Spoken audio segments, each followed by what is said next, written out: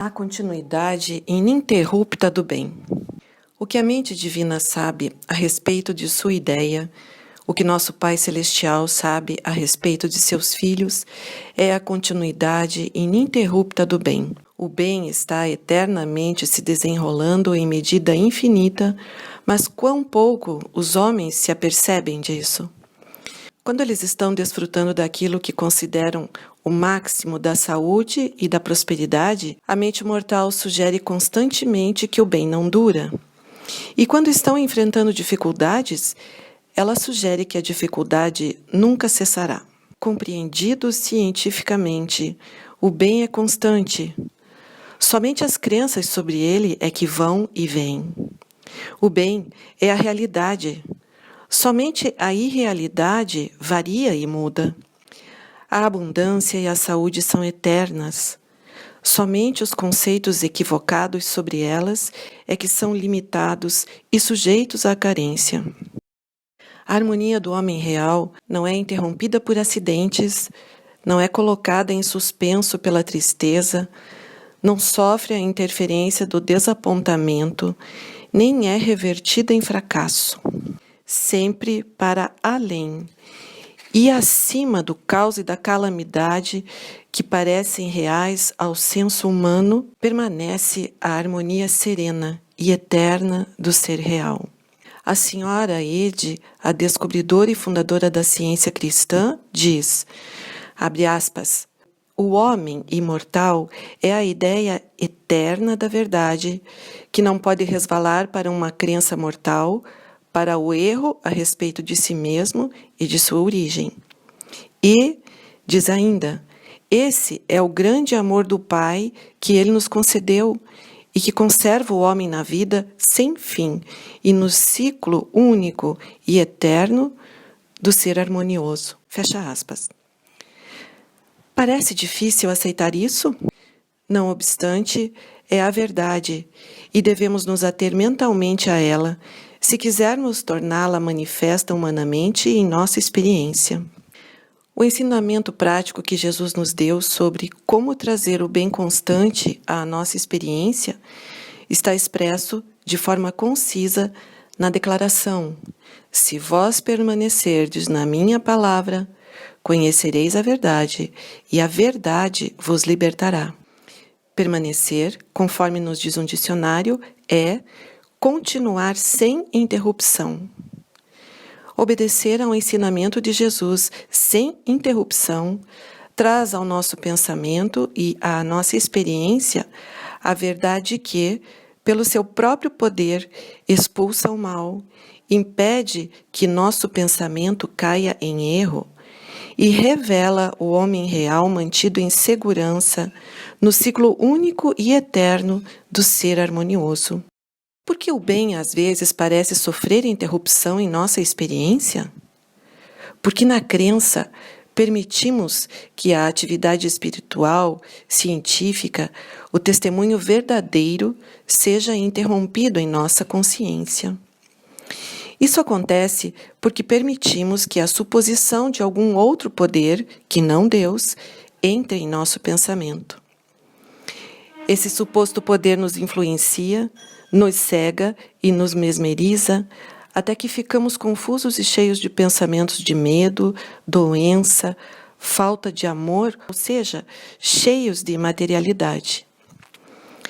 O assim chamado poder do mal, o magnetismo animal, sua atividade, suas sugestões agressivas, seus ataques dirigidos e sua má prática, tudo isso pode ser rechaçado e privado do poder para influenciar, iludir ou causar dano, se tivermos uma compreensão clara de sua nulidade. Na realidade, ele é nada por causa da continuidade ininterrupta de Deus, do seu amor, de sua lei e de sua proteção infalível. O mal parece ter poder, desenvolvimento, tenacidade e continuidade. Contudo, essas são realmente qualidades da verdade, não do erro. São atributos do bem, não do mal. A saúde real é resistente, a prosperidade é persistente, o progresso é perpétuo, pois somente o bem perdura. Sabendo que Deus, o princípio, é o único legislador, constatamos que o erro não tem lei. Por conseguinte, não tem poder para implementar uma pretensa lei, não tem inteligência com a qual desenvolver-se e nem a capacidade de persistir. É muito útil compreender isso com relação a qualquer fase do mal. Muitas vezes, as condições do dia de hoje não nos perturbam especialmente, mas ficamos temerosos do que pode acontecer no amanhã. Com júbilo e intrepidez, compreendamos que, pelo fato de o mal não ter em realidade nenhuma existência ou inteligência hoje, não poderá ser real, nem se desenvolver amanhã. Portanto, podemos negar cada fase de erro e cada uma de suas pretensões de desenvolvimento e perpetuidade.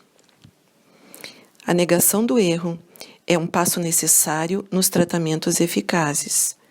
Contudo, a compreensão da verdade, sendo em si mesma a negação do erro, é a que realiza a cura.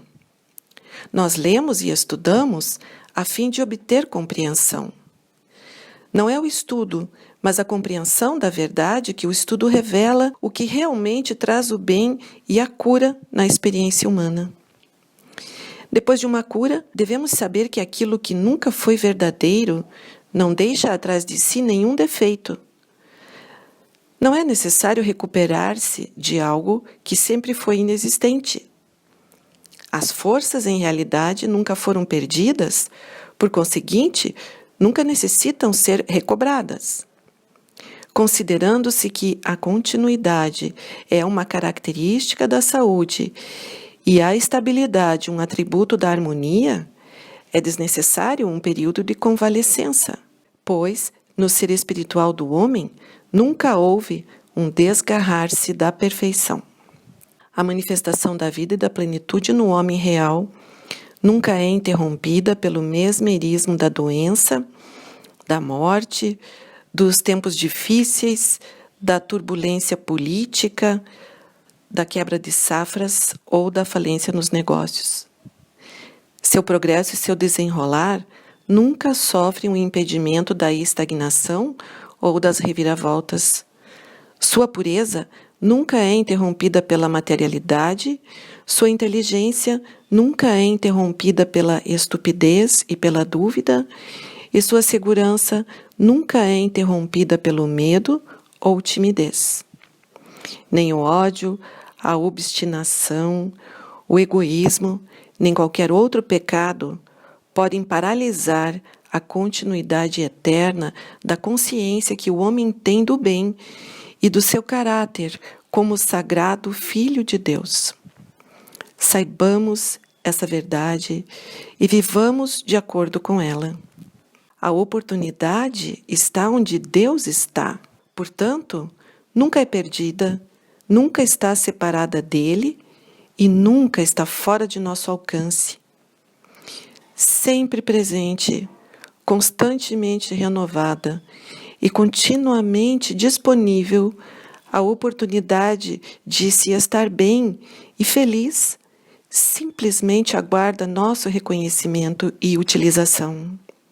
O medo do que o futuro possa reservar para a nação ou o mundo, o pavor da velhice e da insegurança são erros vencidos por uma compreensão da perpetuidade do bem. À medida que habitamos cada vez mais na consciência da onipotência de Deus, o mal é percebido como um sonho transitório e o bem como um fato permanente. Então, o futuro é enfrentado com confiança e expectativa e o pensamento é finalmente elevado a uma compreensão científica das realidades eternas do ser. Para alcançar a consciência celestial, precisamos aprender a conhecer a Deus conforme é revelado na ciência cristã, e provar essa compreensão em nossa vida. Não devemos permitir que as sugestões de preguiça mental, maldade, apatia ou desânimo ocupem nosso pensamento, diminuam nossos esforços, bloqueiem nosso caminho e assim atrapalhem nossa marcha constante rumo ao Espírito. 2 cientistas cristãos, dirigindo em um país que lhes era estranho, perceberam que sempre que pediam informações sobre o caminho, a resposta era, abre aspas, sigam reto. Não importava em que estrada estivessem, a resposta era sempre a mesma, sigam reto. Isso lhes causou tanta impressão que eles a adotaram como uma orientação mental, uma advertência espiritual, siga reto. O cientista cristão está em uma jornada mental, ele está viajando espiritualmente através do pensamento correto, está progressivamente descobrindo seu caminho para a saúde, a harmonia e o céu. E esse caminho o levará diretamente para fora da materialidade, rumo ao Espírito, para fora da ignorância, rumo à sabedoria divina. Seu caminho o leva diretamente da matéria para a mente, Deus, das trevas para a luz do dia, da irrealidade para a realidade, da crença em uma harmonia intermitente para uma compreensão da continuidade do bem, eternamente ininterrupta. Siga reto. Essa é a lei do amor. Texto de Anna Herzog, originalmente publicado na edição de 1º de maio de 1937 do Christian Science Sentinel.